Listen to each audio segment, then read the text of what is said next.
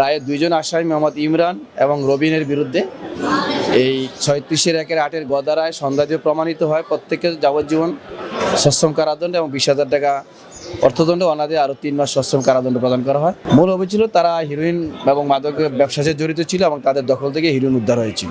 হিরোইনের পরিমাণ একজনের কাছে ছিল 70 গ্রাম, আর একজনের কাছে ছিল 48 গ্রাম। আজকে যাত্রাবাড়ি থানার একটা মামলা, এই মামলায় 3 জনের বিরুদ্ধে মামলাটা দায়ের করা হয়েছিল 2019 সালে। আসামি ছিল মোহাম্মদ ইমরান, রবিন এবং সানজিদা।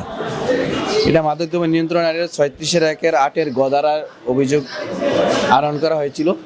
মামলাটি দীর্ঘ তদন্তের পরে তদন্তকারী কর্মকর্তা সিএস দাখিল করে, সিএস দাখিলের পরে মামলাটি বিচারের জন্য বিজ্ঞ তৃতীয় অতিরিক্ত মহানগর দায়রা জজ আদালতে প্রেরণ করা হয়।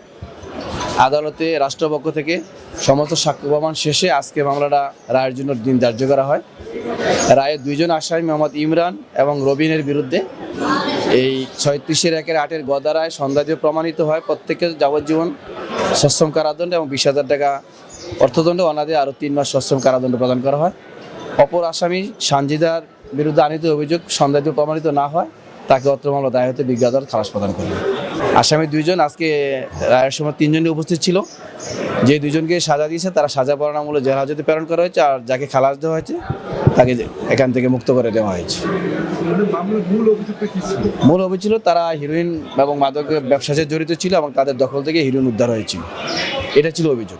রায়ের পর্যবেক্ষণে আদালত এই মাদক এই সমাজের জন্য একটি মহামারী, যাতে এই মাদক যারা বিক্রি করে বা যারা এর সাথে জড়িত তারা যেন নিরুৎসাহিত হয়, এর জন্য উনি এই দ্বারায় যারা মাদক কারবারি তাদের জন্য একটা মেসেজ, যে মাদক ব্যবসা করলে, মাদকের সাথে জড়িত থাকলে তাদেরকে সাজার আওতায় আসতে হবে, এটাই সমাজের জন্য একটা মেসেজ উনি দিয়েছেন। এবং উনি দুইজনকেই, যে দুজনের কাছ থেকে উদ্ধার ছিল তাদেরকে উনি শাস্তি দিয়েছেন, আর যার কাছ থেকে উদ্ধার ছিল না তাকে খালাস দিয়েছেন। হিরোইনের পরিমাণ একজনের কাছে ছিল 70 গ্রাম, আর একজনের কাছে ছিল 48 গ্রাম। 25 গ্রামের উপরে হলে আপনারা জানেন এর মৃত্যুদণ্ড সর্বোচ্চ সাজা আছে, তা আদালত যাবজ্জীবন দিয়েছে। দেশে দেশে সবার সাথে দ্য নিউজ।